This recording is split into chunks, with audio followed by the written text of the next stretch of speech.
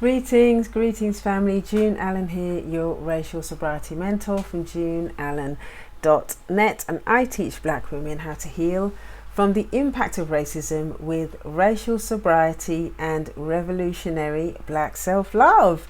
So thank you so much for joining me today. I'm really pumped and I'm really excited that you've chosen to spend some time with me today. So today, I want to share with you 5 steps to revolutionary self-love, 5 steps to unconditional self-love. One of the things that I get asked quite a lot, and also that I see on people's timelines and in groups and stuff like that, is where do I start?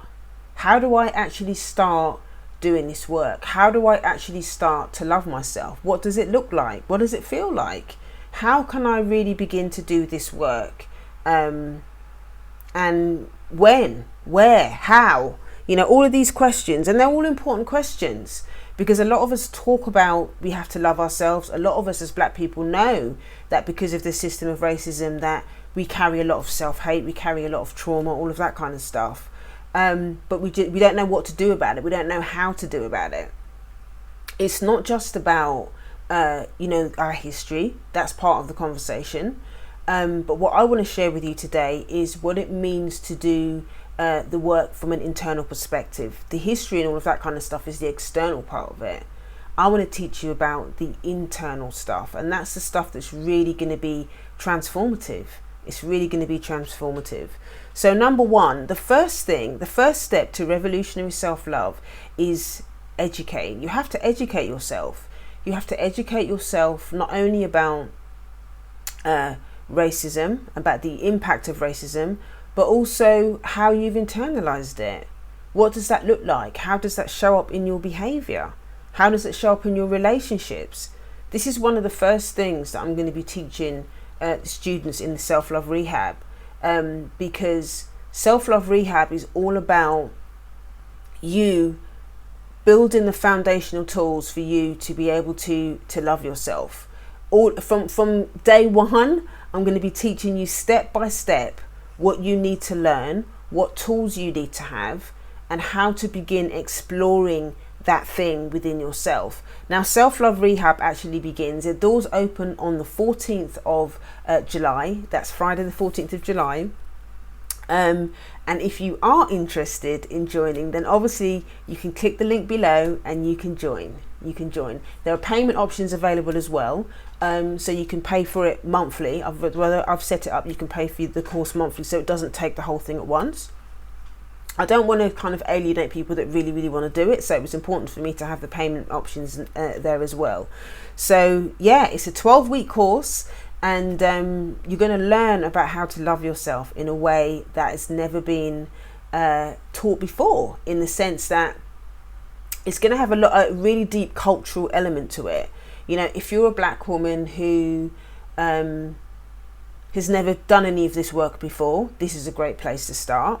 If you've already started your healing journey, but you want to delve a lot more deeper into the whole cultural context of it, this course is for you.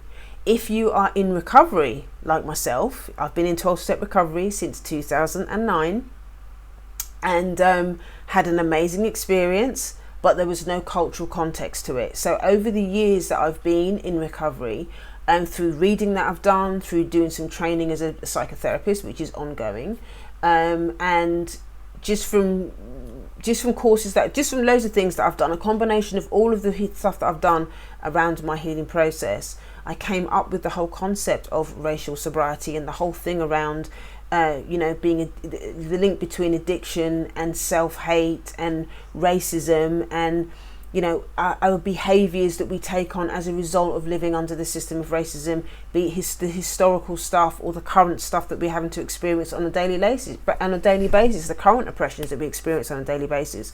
All of those things have created a situation where I've been teaching this stuff now for around 6 years, and I absolutely love what I do. But for those of you that are in recovery, like I was saying before, that want to deepen your experience around the concept of racial sobriety, and kind of explore your identity more and how that kind of relates to you as in terms of your acting out behaviors in addiction and all of that kind of stuff.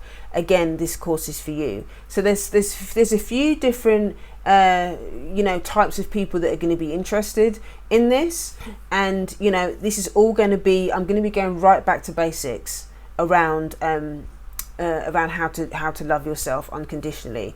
You're going to learn so much. And so as I was saying, number one, the whole thing around educating yourself, this course is really going to help you do that, because we're going to talk about what exactly is racism, and why racism is the way that it is, and why it is so predominant and so embedded in our society and stuff like that. And I'm going to be using the work of Dr. Frances Cress Welsing and Neely Fuller, people like that, as kind of anchors for kind of learning about almost like a beginner's guide to racism as to what it is. Because at the end of the day, if you don't understand what racism is and how you internalize it, it's going to be very difficult for you to understand the behaviors. It's about context.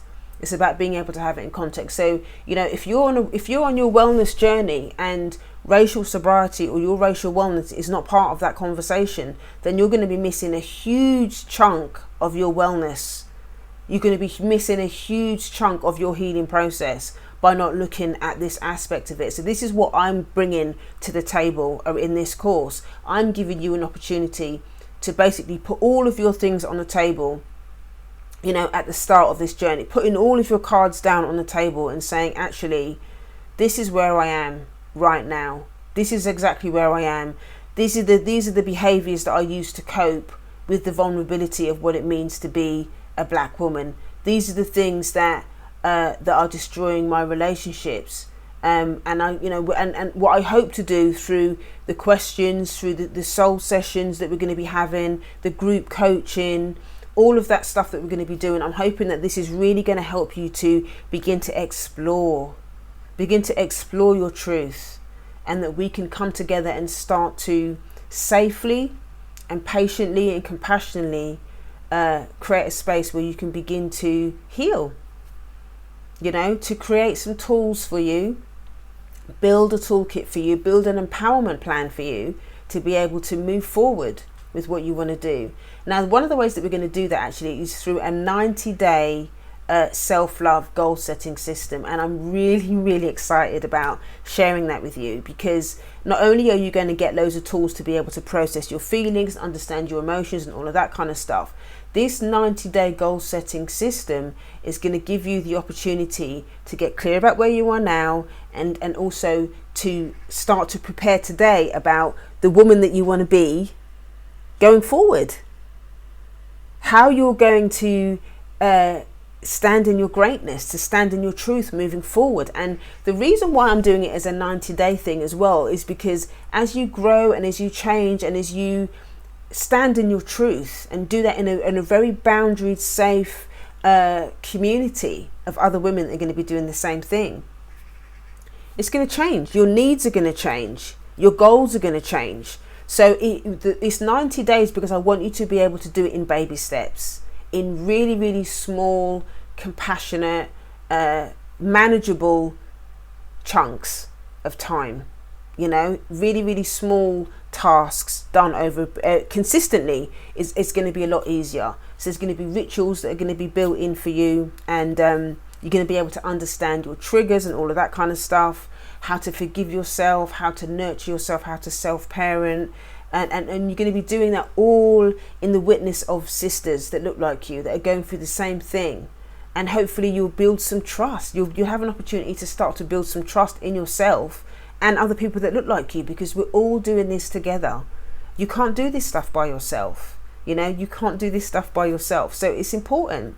It's important. So the educational part of it is not just going to be external and looking at what, who white supremacy is and what they do and how they behave, but also we're going to be focusing on how it's impacted you personally. Then we can start to make some decisions around what your needs are and stuff like that. Okay, so the education part of it, the external, Yeah, that's number one. Number two is the internal part. That's all the understanding the emotion, understanding why you behave the way you behave, how and what are the consequences as well. We're going to be looking at what are the consequences of how you've treated yourself, how you've been mean to yourself, how you've abandoned yourself. You know, that's what I call self-betrayal. A lot of times we talk about how our families have betrayed us, how society has betrayed us as black people. But as a result of us absorbing all of that negativity, what I'm going to be helping you to work through in the course is how exactly have you betrayed yourself? How exactly have you betrayed yourself as a result of the betrayal that you've experienced externally? And that is where the power is. That's how you start to take responsibility for yourself, you know? So that is number two, about the internal, the education that needs to be internal. The third thing that I wanted to talk about, and the third step to revolutionary self-love, is that you need a plan. And that's why I got so excited previously about the 90-day goal setting plan. The goal setting plan is there to anchor you. It's there to anchor you and empower you. You know, there's going to be daily rituals, how to set up weekly rituals, and we're also going to be exploring your relationship with time. We're going to be talking about black time. Why black time actually is something that sabotages us as a community, that sabotages you and your ability to stand in your greatness, because we're not clear. If we're not going to be clear about time, time is something that builds respect. Time is something that builds trust and builds self-respect. And when you're not on time, or when you can't be on time for yourself or other people, that's when it creates triggers and all the rest of it. I'm not going to go into too much of that today, because obviously you need to come in the course for me to give you all the details and the juice around it. But that's just a little snippet of some of the stuff that we're going to be talking about. Black time is a form of self-sabotage, and we need to be honest with ourselves about that and have an action plan in place as to how we're going to deal with it. You know, so that is important. You need a plan to give you an anchor as to how you're going to move forward, instead of just going day by day, trying to get through the day, trying to dodge this, dodge that. You know, that's not intentional living. We want to be able to live with intention, living in wholeness, living with an expectation that, yes, I'm allowed to take up space, and it's okay for me to take up space. And you take up space by standing in your truth. And that begins with self-respect, with self-honouring who you are.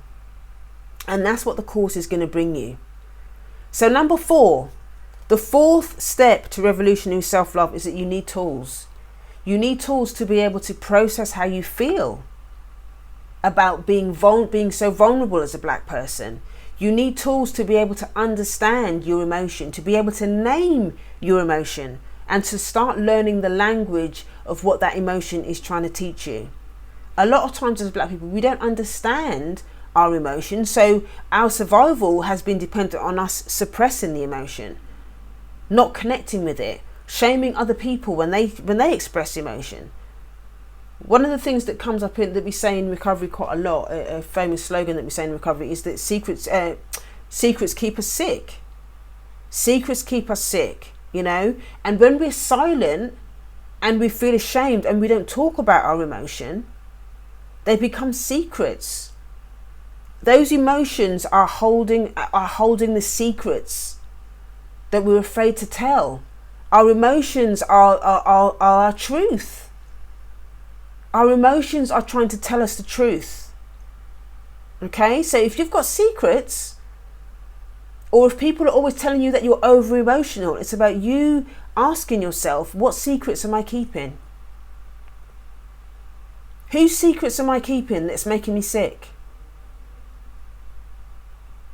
Whose secrets are you holding on to? What are you scared to speak about that is creating an environment for you that's starting to feel so toxic within your body?